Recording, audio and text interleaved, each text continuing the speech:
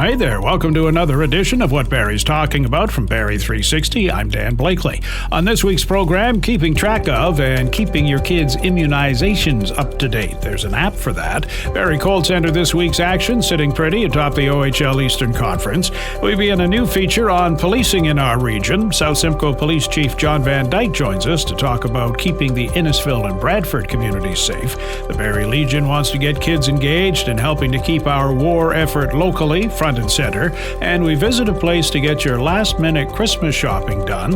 It's local, has lots to offer, and you don't have to leave the house.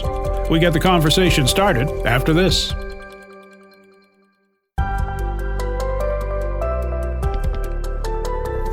Time was, parents had a yellow wallet card to keep track of their kids' immunizations. Now there's an app you can get to do that and make it easier to update the information with the health unit.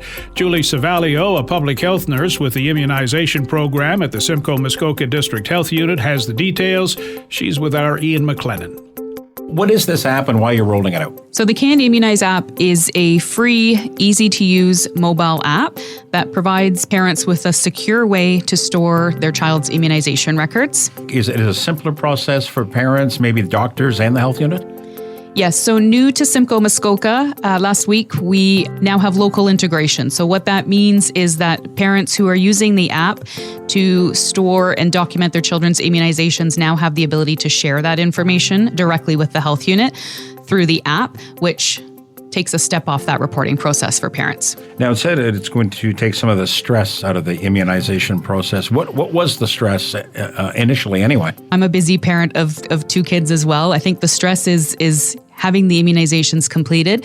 What many parents don't realize is that they're responsible for reporting that information to the health unit. So this app is an easier, more streamlined version way for them to actually send that information to us. Is it challenging for the health unit to get that information, even if a kid has been immunized, that's been done, but they miss the next step? It can be for sure. I would say that is usually the challenge is that often the immunizations have been completed at the doctor's office, but the parents assume that the doctor has reported it. So usually it's just that we don't have the information we require. And the immunizations, I know there are a number of them that are required. It is the law, though, correct? Yes. So there is an Immunization of School Pupils Act, which requires us to collect immunization records for all kids who are in school. So we do collect those records and we do assess them to make sure that children are up to date for their age. So the app will just make things a little easier for everybody, hopefully, then? Yes, hopefully take the burden off. And it also allows parents to keep access to that information kind of at their fingertips. So they always have a copy of that record because often, the yellow cards get missed or misplaced or lost.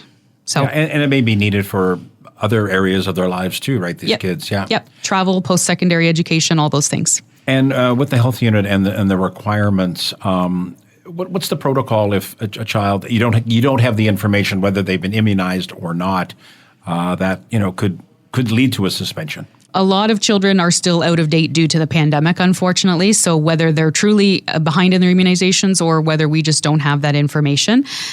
So we've sent out letters to parents advising them that we don't have up-to-date records on their children and asking them to submit their information. And previously it was either a fax, a phone call. They could go online to our website and submit that information. But this app is a nice, much easier way for parents to submit that information directly to us, just with the push of a button. How long has the app been around? Is this something other health units have utilized too or beginning to? Yes, the app has been around for a number of years. We were looking at local integration pre-COVID, and unfortunately that plan got interrupted. So I believe Toronto Public Health, Ottawa, and a few other health units have already gone through this process. So we're very excited that this is finally happening locally.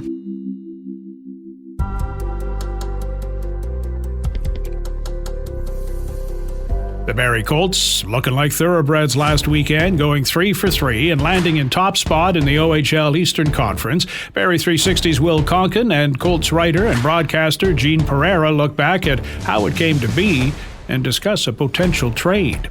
To begin, what's your biggest takeaway from this stretch? Well, I think it was one where, obviously a successful weekend, and something Barrie's been looking to do is to put some wins together. But again, it was really just a stamp of of what Barrie, has done this year. The team effort, again, a balanced attack and defense, and it's been that way all season. Their success has been built on that. Again, not any scorers in the top 30 and scoring in the OHL, and defensively the top team in the OHL, and they suffocate teams. And again, I mean, this weekend was a perfect example of both those things, both those strengths coming through for the Barrie Colts. It was Bodie Stewart's first goal of the season, and it was a long time coming in the Flint game. Yeah, it was nice. When I talked to Bodie after the game, he kind of had that sheepish grin. You get your first one in the way, but he was certainly happy to get that and a nice setup. And it's great for Bodie. I mean, he's they call him the Orchard. He's been dealing a lot of apples to suss out, and it was nice to finally see him on the other end. And I asked him about usually there's a tendency to hit that first one and they come in bunches, and he was certainly hoping it's that way, but you could see the relief on his face, and I think mostly all you see with his teammates, certainly happy for the veteran forward. You were saying that the Kingston game wasn't as close as it seemed. No, I mean, it was one of those games, Kingston got a couple of fortunate goals, and, look, it was, make no doubt, it's a big statement game for both these teams. They looked at each other where they are in the standings, and to two top teams in the Eastern Conference, and I thought really Barrie had one of their best efforts, if not their best, of the season in Kingston, especially in that second and third. They were just dominant, and, Kingston really, really limited chances, but Barrie really dominated, and, it was impressive. It is, it was one of those wins when you look at them and you think, yeah, they're a pretty good team. And it was a big win for Barrie, and but I thought certainly closer. The score's closer than what it was. And some news is that the club has lost Cole Bodwin and Bo Akey to World Juniors, and Sam Hilbrandt and Emil Hemming might be on their way out as well. Talk about that situation, and did head coach Marty Williamson list any other names that might have to step up for Barrie? Yeah, I think this is a situation you get, obviously you want to see your players go off to World Juniors, a chance to represent their countries, and both Akey and Bowden take part in that team selection camp, and a chance to play for Canada. There's a good chance they're going to miss both. Hillebrandt has made the U.S. team. Hemming will make the Finnish team. So, it provides an opportunity for others. Talking to Marty Williamson, he said there's a chance now for, the Parker Vaughns and Jaden Newtons. They're going to get more ice time. They go from, say, 8 minutes to 15 minutes to where they're going to get relied on. And, then you get someone like Dubowski who might come into the lineup, Justin Hanser, who comes in the lineup for Akey, and, Ben Rebic, will step up and take over in goal, and he's been outstanding. And, again, it's an opportunity for these young guys to kind of show the coach, hey, we can fill the role. This is what, is so good about our team is the depth, and I think it's the opportunity. And, these young guys look forward to that opportunity, and they're going to get it here over this next little while. Looking at the roster, you were saying the Colts might look to boost the forward position with a trade, and the deadline is getting closer in January. Yeah, it's certainly, especially after Christmas. I mean, the focus, goes to the trade deadline. And, make no mistake, right now teams are kind of assessing. You've reached, you're reaching close to the Christmas break here, and, figuring out what you want to do at the trade deadline, whether you're going to make a move to add or maybe look to the future. And, for the Barrie Colts, I think there's no doubt that they're going to add one of the top teams, the top team in the Eastern Conference. And I think when you look at it defensively, they're fairly strong. Pretty deep defense. I think they're very happy with their goaltending. Rebic has really shown that he can handle the load, need be, and you look up front, and perhaps another score or two. You had some depth up front. It's a grind through the playoffs and injuries, and I think that's one area that the Colts could address is maybe up forward and adding some depth up front. But then again, it comes at a cost.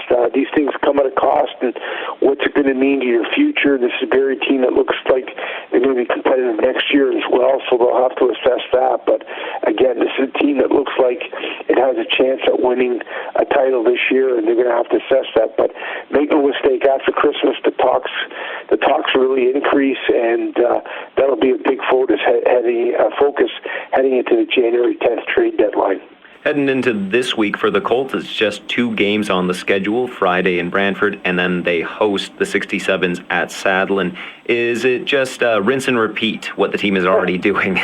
Yeah, I think the Barrie Colts will certainly like that, right? Because they got 2 wins against Brantford and Ottawa in their last meetings. And, look, this Bulldogs team, I mean, you look at that lineup, there's a lot of talent there, and that's a big reason why a lot of people felt they would be competitive this year. I think you look at their record, got off to maybe a slower start, but, that's always tough. And you're on the road as well. Barrie's played well on the road, but, another tough game there, and then we return home to Ottawa Saturday, and they'll be without head coach Dave Cameron as he takes over with the Team Canada. But again, in 67, it was just a 2-1 win that Barrie had to grind it out, and they've always played well against Barrie, be it at home, be it away, and should be another good matchup.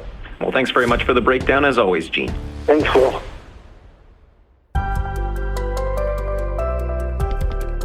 What Barrie's Talking About is a weekly podcast featuring the best Barrie and Simcoe County have to offer and more. You can get caught up and make it easy to keep up in the future by subscribing to What Barrie's Talking About through any podcast distributor.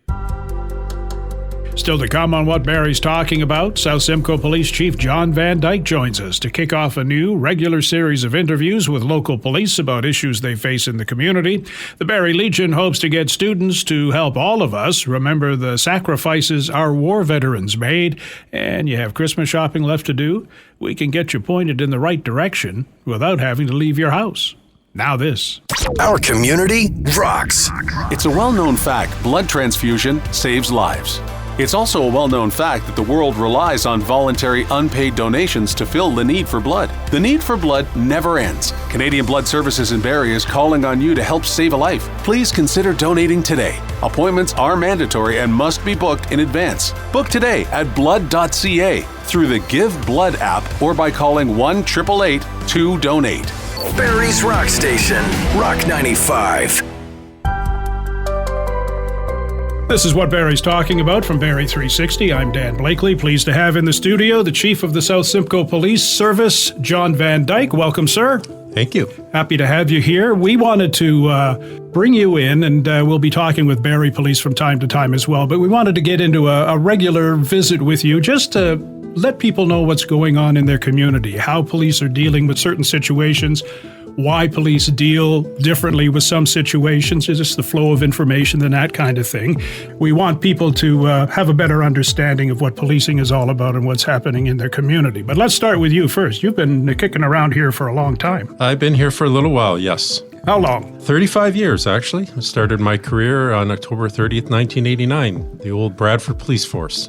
Yeah, because they were separated. They were. Yeah. And you've been chief for almost 2 years now. That's correct. I took over from Andrew Fletcher on September 30th, 2022 as the acting chief and was formally sworn in as the chief in March of 2023. And how's that working out for you? Well, it's it can be challenging from time to time, but I love the job. I love serving my communities. I'm passionate about community safety and well-being. And I'm born and raised in Bradford. I have deep roots in that community. So I'm all in when it comes to policing my communities because they are literally my communities. And it is quite a vast community. It's spread over a vast area between Innisfil and Bradford, and it can be difficult, I guess, at times getting out to situations that you get called for. That's correct. So we police almost 97,000 residents in Bradford, West Gwillimbury, and Innisfil. We have a geographic area of 486 square kilometers by land and another 35 kilometers of shoreline on Lake Simcoe that we're responsible for as well. You cover just about everything like any other police service, but I'm sure there are differences between what you do in South Simcoe compared to Toronto and even Barrie. Policing is policing, but the communities are different and you approach things differently. That's true, we do. Obviously, we don't have the population density that the city of Barrie has or Certainly the city of Toronto has, but we have pockets of growth throughout Innisfil, and then Bradford is more centralized, and that can create challenges from time to time because we have to respond to the rural part of our communities as well. What are the biggest issues, I guess, you have facing your community? You have the petty crimes all the time and the things that people call about. They get upset, thefts and things like that. But let's talk about the major issues that you're dealing with there. We have a number of serious investigations from time to time. We are not always out in the public with them. Obviously, we need to conduct these investigations and bring them to conclusion before we normally notify the public about them. But there's lots of things that go on behind the scenes. Our officers are out in the community every day. They're visible, patrolling our community. They're at community events, but there's lots that go on behind the scenes. And, we have sexual assaults that we investigate, frauds, robberies, the odd homicide, serious assaults, and these all go on behind the scenes. And they're not always reported to the public, especially sex assaults, because we don't want to compromise the integrity of our victims. You were talking about human trafficking. You were involved in Project Chameleon, which involved several services, right? That's correct. So that investigation started in May of 2023 and concluded in November of 2023. It involved up to 70 officers coming and going from the investigation from a number of different services, the York Regional Police and the Barrie Police Service as well. We wrote and executed 32 search warrants. And when it was all said and done, we laid 42 charges against 7 individuals, and we rescued 14 victims from the human trafficking lifestyle. So it was a huge success. It is still before the courts. So there's still ongoing digital evidence and forensic work that needs to be done, but the matter is still before the courts at this time. So those are some of the major investigations. You have some ongoing things, particularly this time of year with the RIDE campaign and trying to keep our roads safe from impaired drivers. Is the message getting through, do you think, to people finally, or did you experience the same kind of numbers year after year? So it's early on this year, so I can't really comment on the impact this year. But, on a day-to-day basis, we take impaired drivers off the streets, and I know our stats are actually up this year over last year as far as the amount of impaired driving incidents that we have. We see it in some of our fatal collisions that involve some degree of alcohol impairment. At least 25% of our fatal collisions this year involve alcohol impairment. And we do have the Festive Ride program ongoing right now. And it is, the initiative is obviously focused on taking impaired drivers off our roads. And we started it around mid-November and we conclude in early January. And I really want the public to remember that impaired driving puts everyone at risk. Not just impaired driving by alcohol, but impaired driving by drugs, including prescribed drugs. And it remains a leading contributor of all motor vehicle collisions and deaths in Canada. A lot of people don't realize prescription drugs can cause impairment as well. So they may take a couple of pills for a bad headache or something and then go out for a drive, but that could cause problems for them. Absolutely, especially when you mix it with alcohol or by themselves if they've taken too many. And also sedatives, sleeping pills would fall in the same category as well. And if you mix them with alcohol, you really have a lethal combination on your hands. We talked about partners, your other policing partners in the area, the media as well, but Crime Stoppers is a huge thing for you. It is. Crime Stoppers of Simcoe, Dufferin, Muskoka is a community partner with us. And it is a partnership between the public, the police, and the media. They provide the counties of Simcoe and Dufferin and the District of Muskoka with a way to anonymously report tips to help solve crimes and ensuring safety and the future of our thriving communities. Crime Stoppers runs completely on donations and volunteers who work tirelessly to make your local Crime Stoppers a success, and they do not receive any direct funding. So they rely on community support. And it's also important to recognize it's not a police organization. For those that may be a little bit suspicious that it's police run, it's not. It's a community-based organization. We just partner with them. There's still that animosity in some respects between police and the public, isn't there? But I think police are making inroads in that regard, public relations-wise, and with different events that you get involved in every year and within the community, food drives and such. And it puts a different perspective on policing for everybody. It does. We're constantly trying to break down those barriers. One of the things that we've started in South Simcoe is right from the beginning, we have a newcomers police academy where we're trying to make inroads with our newcomers to our communities that have come from other countries where there may be a major distrust of the police. And we're trying to make people realize that we're there to help them and that we're human beings just like they are, and that we have their best interests at heart and we have the community's best interests at heart. And we do that also with a lot of the other different campaigns that we're involved in throughout the year. And we are going to try and bridge that gap that's still there over the coming weeks and months when you come back to visit. We'll talk about different situations, particular situations, or just policing in general at times. And do you have a Christmas message for the people? Yes. So on behalf of the South Simcoe Police Service, we wish you and your loved ones a safe and joyous holiday season. Whether you're celebrating Christmas, Hanukkah, Kwanzaa, or any other tradition or occasion, may you find peace and happiness in every moment. So Merry Christmas and Happy Holidays to all of your listeners. And to you as well. Thank you so much for coming in. Thank you, Dan. Remembering our local war heroes, the Barrie Legion has embarked on a mission to ensure their memory lives on, launching a contest for school students across Simcoe County, a writing contest, not only a learning opportunity, but also a way to honor our war dead in time for next year's 80th anniversary of D-Day. The Legion's historian, Steve Glover, outlines the contest for Barrie 360's Ian McLennan. Tell us how this got started and what the contest is about. All right. So at the Barrie Legion, we have a wall clock. There's 9 names of individuals who paid the supreme sacrifice in World War II. It was donated on that wall clock by the British Empire Service League Ladies Auxiliary back in 1949 to remember their sons. When I joined the Barrie Legion some 14 years ago, I went over and stared at this brass area where the names are in that, and we didn't have any photos of these individuals around the Legion, so it became a mission on my part to get those photos. Over the course of time, with support from many organizations like the Simcoe County Archives, we got those photos done. As we moved into the 75th anniversary of World War II, the end of World War II in victory in Europe in May of 2020, we couldn't do anything publicly because of the pandemic. And so I vowed that if we got through that pandemic, we would do something on the 80th anniversary. Which is next year? Which is next year. So we're intending to make a big splash at the Barrie Legion about that.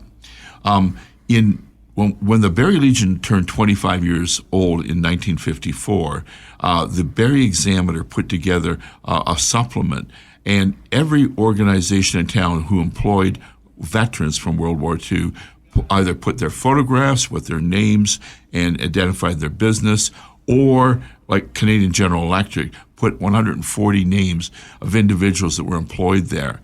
And you know what? We don't know anything about them other than their names. And so as I thought about it, and I thought about our youth and education program, I thought this would be an opportunity for us to go out to the public and say, can you tell us about a veteran that you know from Simcoe County who made a difference, served our nation from our county, either born, raised, or played a significant role in our county? Lest we forget, is that part of the driving force, too, that we must remember? Indeed, it is, Ian. The situation is that so many people have forgotten. When you talk to people about it and said, oh, did your grandfather serve? You go, yeah. And then you say, well, was he in the Army, Air Force? They go, I don't know. And it's sort of a bit of a frightening kind of thing. But you know what? Even the Legion doesn't know much about it other than the names of these individuals that we find. So it's my mission as branch historian to see if we can move that ball. And I was pleased that the Barrie Legion executive agreed to put some money together, some prize money that might entice others to support that. Tell us about the student presentations. What are the expectations of the students, and does it vary depending on, age, if you're 12 compared to, say, 17 or 18? So when we originally thought about it, we thought it would just be something that we'd do with I'll call it the high school or secondary school individuals. But after communications with some of the trustees at the boards, they said, you're missing a point. There's an awful lot of great kids in public schools between 12 and 13 and 14 years of age that can have some great discussions as well. So he said, don't forget them. So we moved it up to be the 12 to 18 time frames. And we're hoping that we get an awful lot of good information about people that, perhaps we didn't know much about. Maybe one or two of those names in that 140 that the CGE had back in 1954. And the students will be evaluated, it says, on general subject matter knowledge, bibliography, research activity. And they do face a panel of judges. Now, do they make a presentation in the classroom, or how do they get to the level where they'll be judged for a possible cash prize? So there's two phases to the approach. We're asking that the individual submit a written paper identifying all the assets of the individual that they're presenting about, and then the jurist will look and we'll narrow it down to the top three, and then we'll be looking for a multimedia presentation at the Barrie Legion in front of an audience with jurists as well to rank 1, 2, and 3 in Simcoe County, and then the prize money. And the deadline for written submissions is Friday, April 2nd. Yes. So is this all going to be in-house in the classroom that students will hand in their subject matter, or is there an online site that they have to forward? How does that work? So we're hoping to get this information back to the Barrie Legion. We've identified the email address of the Barrie Legion, which is RCLBR147. If they get that information back to us, gmail.com, by the way, RCLBR147 at gmail.com, then I will take those submissions, and then we will get them out to the jurists, and then we'll do our ranking from there. And is it important, too, for the students now to be able to share these stories, because we're losing our war veterans, that they're not around, or not many of them, to share their stories? Indeed it is, Ian. In fact, what we're hoping to do is to be able to take all this information that we receive from these children and then put it on terminals within the Legion, and we'll share this information with the Simcoe County Archives and the museum so that we can see what we can do about creating a database of information about these individuals. So they don't have to be war dead from World War II, or they can be individuals that came back and served in our county. And they're all, and the research project has to be local, though. They have to be from Simcoe County, Barrie, Aurelia, correct? That's the plan, right? We know that there's an awful lot of great Canadians that served across this country, but we're trying to promote the concept of who came from Simcoe County. So bringing it home. Yes, indeed. City sidewalks, busy sidewalks, but what if you could stay home and shop local for your last-minute gift giving? The DIY Holiday Market is back again this year, the brainchild of Carrie Lynn Drysdale of Barrie. She took a break from her creating to chat with our MJ. How many years is this for you guys? This is our 4th, and today is actually really exciting because we actually just hit 2,000 members. Now, for people that aren't familiar with the DIY Holiday Market, I've always loved this idea because it is shopping local, and it's really getting unique items, unique gifts, but you don't have to leave your house either to do it. You don't have to go to marketplaces. So explain how it works. Yeah, so if you go on to our market, every vendor will post their products. They'll do it twice a day, so they'll post 2 products a day. And then to purchase from them, you either just comment on their product or you can click on their link to that specific product, and then they sell how they normally sell to you directly. I do want to point out, because I know a lot of people currently are a little bit nervous to buy online because a lot of other groups, there are a lot of scams happening. We have kept as a private group just because I personally verify every single vendor that we have. So I make sure that they're real people, they're real local businesses. I confirm all of that. I know as we grow that there could be people reaching out asking if they want to be vendors. We don't charge our vendors to be a part of our market. It's completely free. So we will never ask for money for that.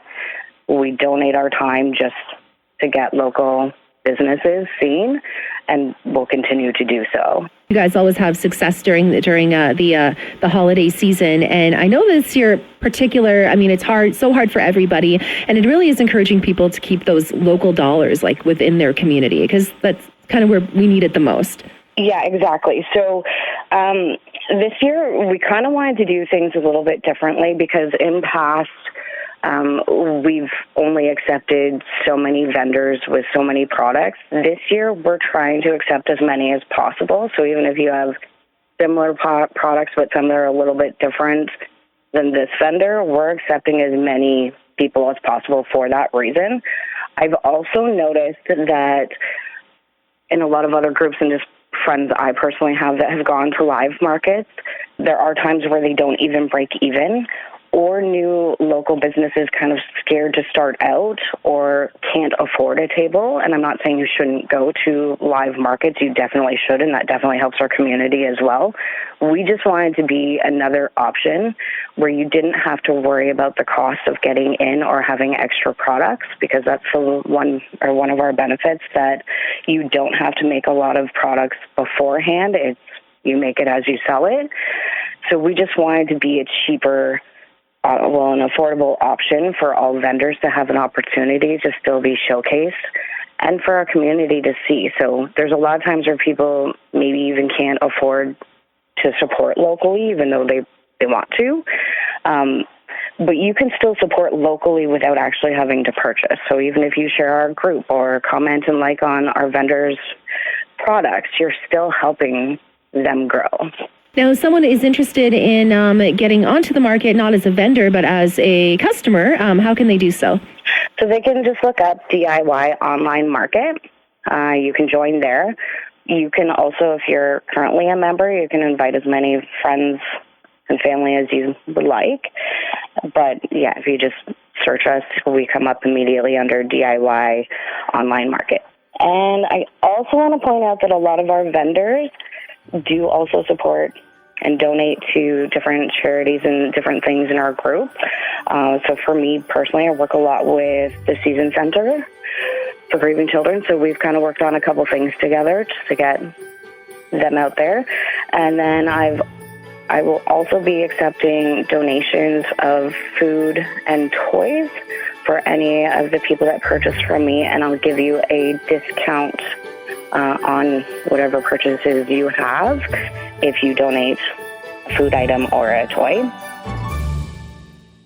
And that's our program for this week. Thanks to Ian, MJ, and Will for their input, to Matt Ladder for his technical expertise, and to you for listening. If you like what you've heard, please subscribe to What Barrie's Talking About, rate it, review it. You can also keep up with What Barrie's Talking About on Blue Sky and X at Barrie360, on our website, Barrie360.com, and there's our daily Kickstart podcast available from any streaming service and on our website. I'm Dan Blakely. Hope you'll join us again next week.